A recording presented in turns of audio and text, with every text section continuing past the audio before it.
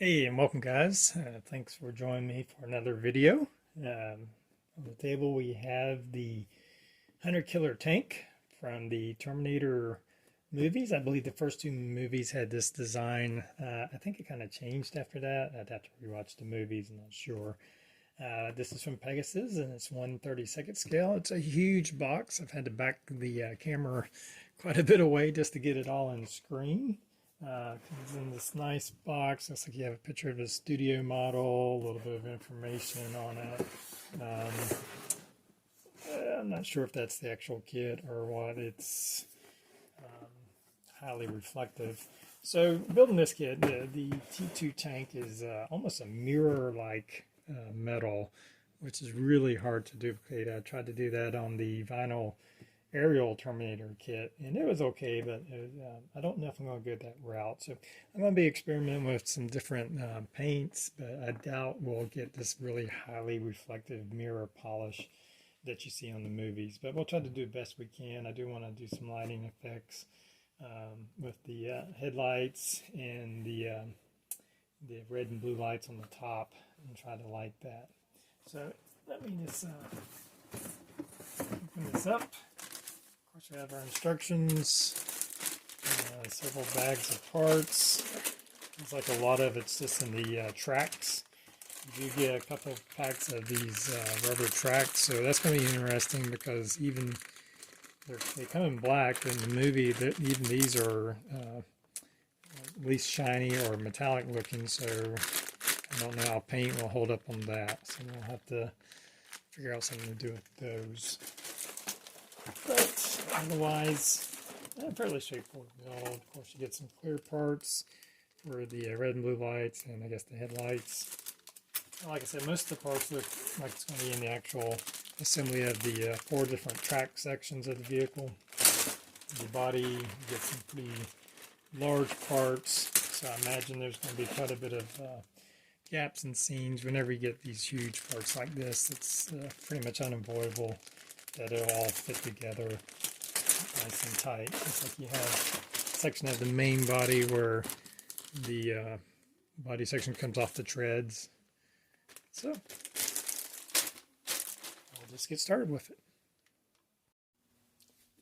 All right, have some of the construction done. I have these just drive sections for the track assembled. That wasn't too difficult. Now, if you're careful, you can keep these spinning. Just kind of glue it, and you have to watch where you glue it. It's not really necessary. The track sections are actually a bit too small. They're extremely tight, and I'm having an issue trying to get them to come together. They have these connecting points that don't really snap in. They don't hold into place. They pull right apart. And on one, I actually pulled this apart trying to get it to stay together. It needs to be a little bit longer, another section or two longer. You wrap it around. You can see there's just so much tension on there. And what I'm going to end up doing, or at least what I'm looking at right now, to hold it in place, I've actually took some staples, several to hold it in place, and that I can actually fit this over it now, but I need to address this. Now my thoughts is I'm going to put this on the back side because this part's going to be covered. You'll have, I think it's this way, you'll have the tracks coming back here, and that back part will be covered so you won't see it. So I think I'll just end up putting this section right here. I have some plans to maybe try to, cover that up a little bit, and I have to experiment with a little bit, but you have to do something to hold these together. I don't know how, maybe some type of rubber cement or something that I don't have, but they're, even when you do that, they're a bit small because it's stretched very hard, and I don't know, you have to have some kind of solid bond to keep those to fit on. Anyway, so I'm working out that. Again, these weren't too hard. There's 4. There's 2 different ones. They look similar, but if you look on these, some of the sections going that way, some are going that way because of it'll be on this different sides of the tank. I got the main body mostly together. Mostly just kind of super glued that in there. There wasn't a whole lot of sections. I'm going to have to do some seam work where some of this glues together. I cut out, this is the bottom section. It's a lot of space in there, and that's where I'll put my battery at, and I'll put a switch on the bottom here. So I have to put some pieces right here, but I'll be right in there. And so that's kind of where the construction's at right now. Still trying to figure out the lighting. I don't think there's any lights in this bottom section, so obviously we'll run the wiring up through here into the body section of the tank. And at first glance, it does look like it's kind of the same on both sides, but it's not really. This section is a little bit more elevated and a little further out forward than this one. So we have a little bit more work done. Finishing up this body section. Been working on the seam lines. We had some gaps in all these corners, so I haven't been filling and working those in. They weren't major, but they were fairly noticeable, and they'll be seen. The tracks will be over here, but you can still kind of catch that corner. So most of that's assembled, and working on the front, I guess, mandibles that kind of hang off the front body. As you can see here, I've had to, when I put them together, you had a huge seam that ran all the way down the middle. Well, sanding it off, I sanded away most of the raised detail, so I took some styrene to try to add some of that back on. Here's one with its completed mandible, so I think once we paint that up, it'll still look pretty good. On the head section, I've been working on how to light the headlights, kind of the eyeballs, I guess, of this tank. And you have, this was solid, and you can see where I've drilled in some holes. The way it's made originally is you have kind of this eyeball here, and it gives you this plastic piece that kind of fits in, and then you put a clear plastic piece inside there, and that's supposed to be your headlight, and I guess it will move up and down. Well, I want to light it, and kicked around the idea of drilling that out, and it was just going to be difficult to make that work. So what I've done, as you can see right here, I've taken some brass tubing. I believe this is 4 or 5 millimeter brass tubing. I know that I can fit a 3 millimeter light. Here's the other one inside of it, and then that will be our light. And I drilled out a hole here, and these eye sockets are big enough you don't have to modify them. It's a nice fit in there. And then we can just run our headlights out and back into the body of the, or into the head section where we can connect it to the power. So they won't be able to move up and down, but I think we'll have a nice, have a nice effect from that. Assembled most of the guns. They'll be able to swivel and move up and down. I haven't attached the barrels yet. And I did figure out a way of fixing the track here. I wish I would have did that with the first section. The first section I kind of messed up, and then I've had to repair it. I believe I can hide that other section, but on this one, what I found to work good is shoe goo. This bonds to rubber. You use it for repairing like tennis shoe soles and things of that nature.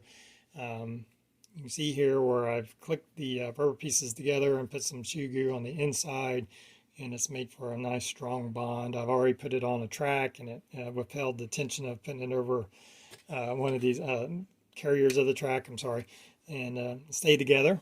So I have to do the other ones like that. Wish I would have did that on the first one because I had to repair that one. I put some shoe goo over that. I think we can hide that so it won't be inside. This is really ugly, that part, whereas this is a much more, it's even hard to tell from the outside where that glue is at.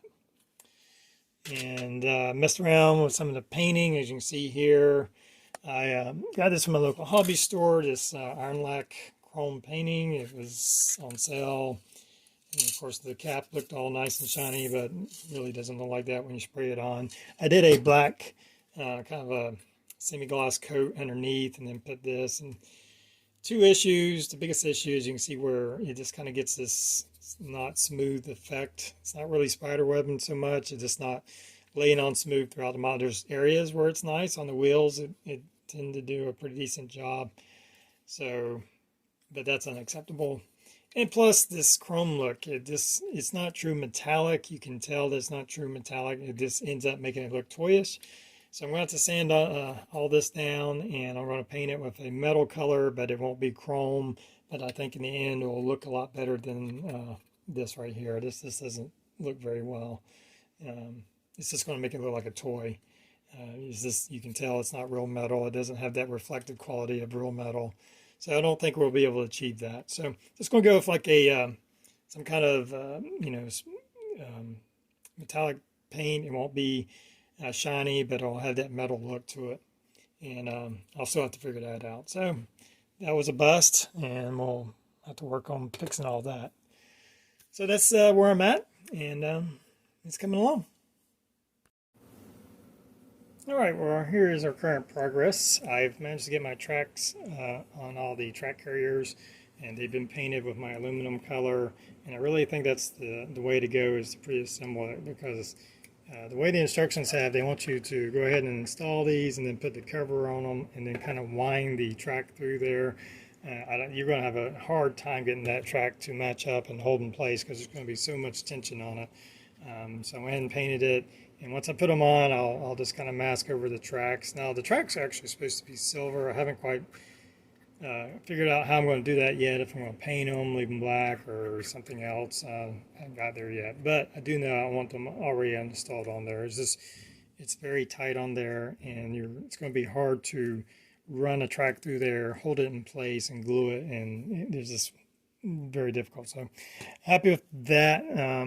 Getting the kind of, I guess, the torso section here that spreads out right underneath the head where the weapon pods come.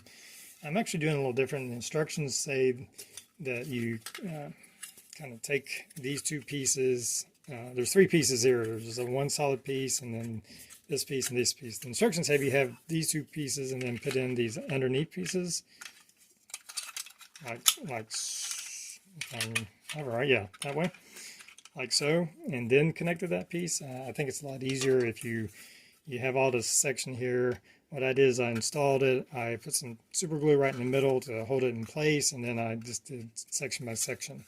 Now when you do that, you are going to end up with this nasty seam and gap on all the way around, and I've been working on cleaning all that up and sanding it and filling it in with super glue and a little bit of Tamiya putty, and mostly just a lot of sanding. So it's coming together, starting to look good.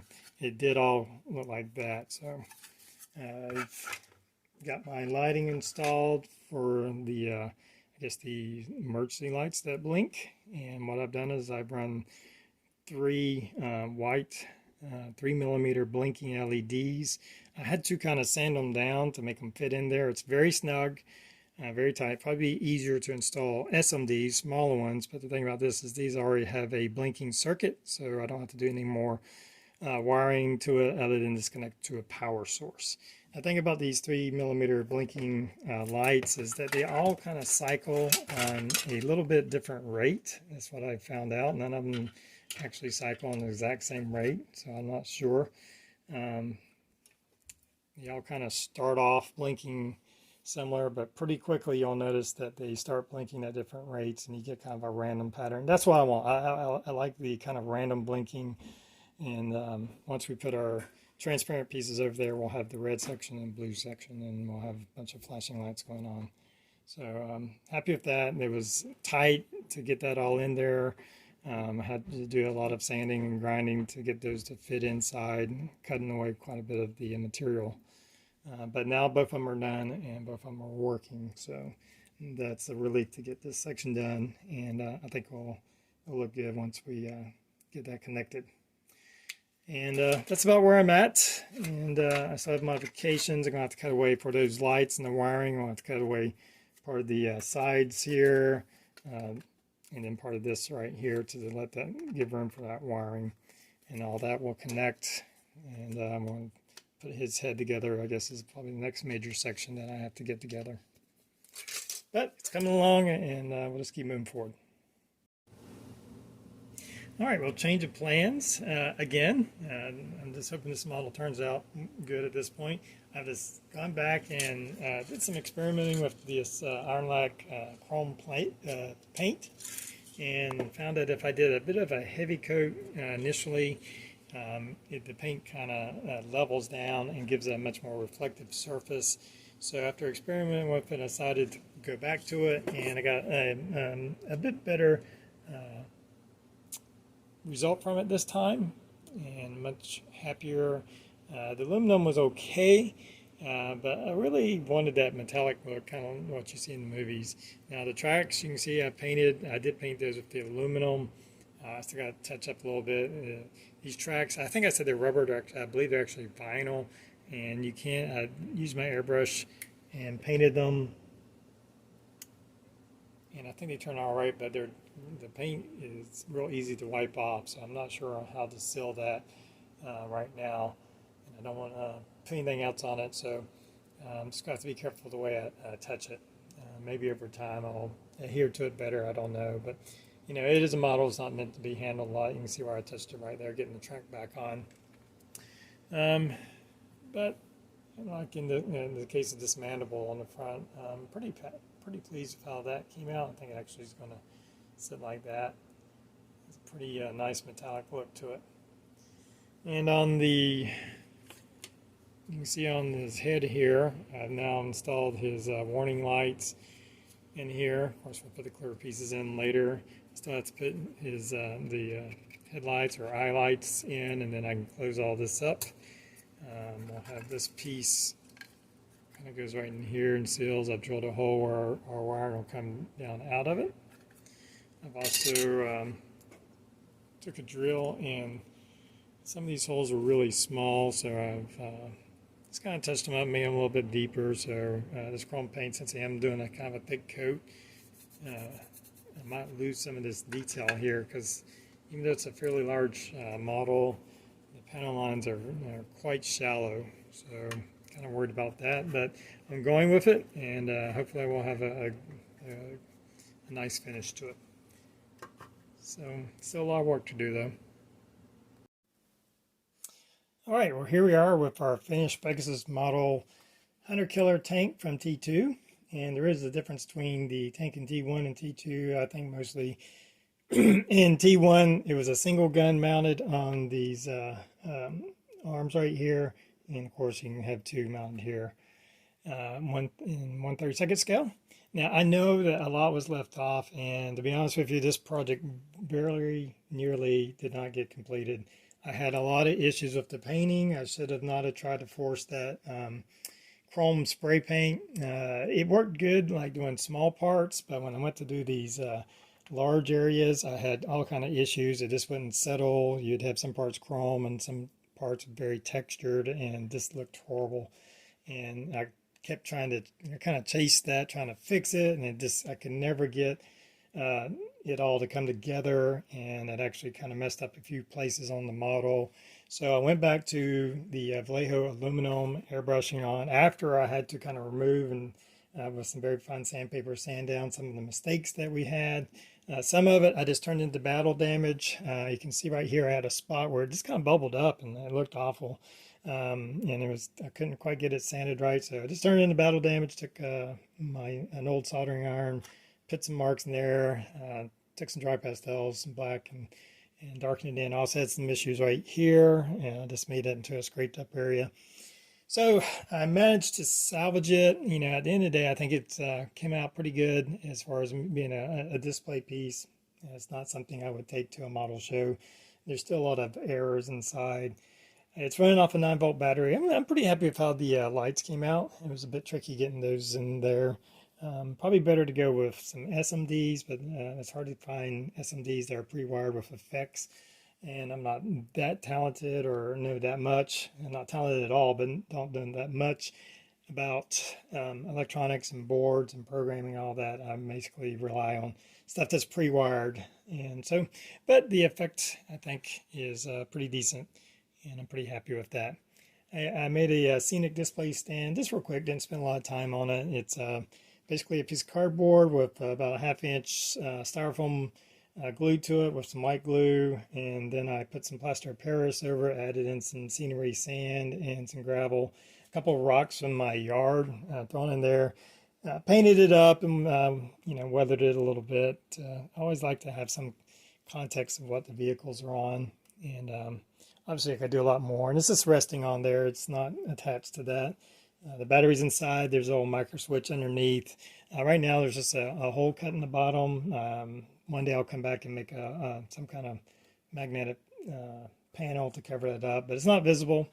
And so about the model, and it just depends, wiring. It's a bit tricky getting those wired.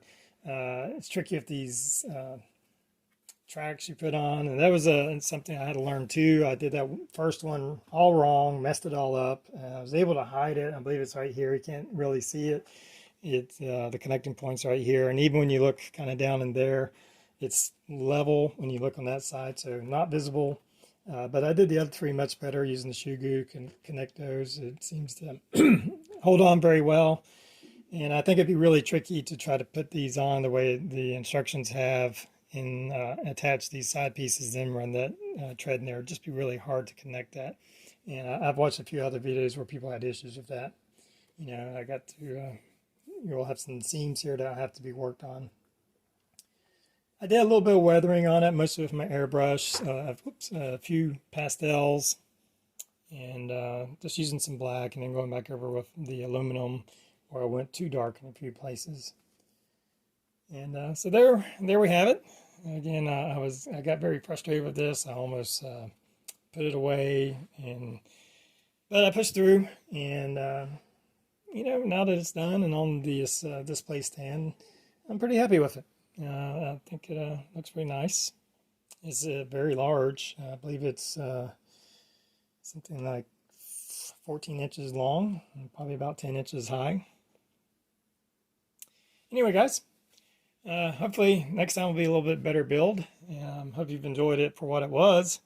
And until next time, everybody have a good one.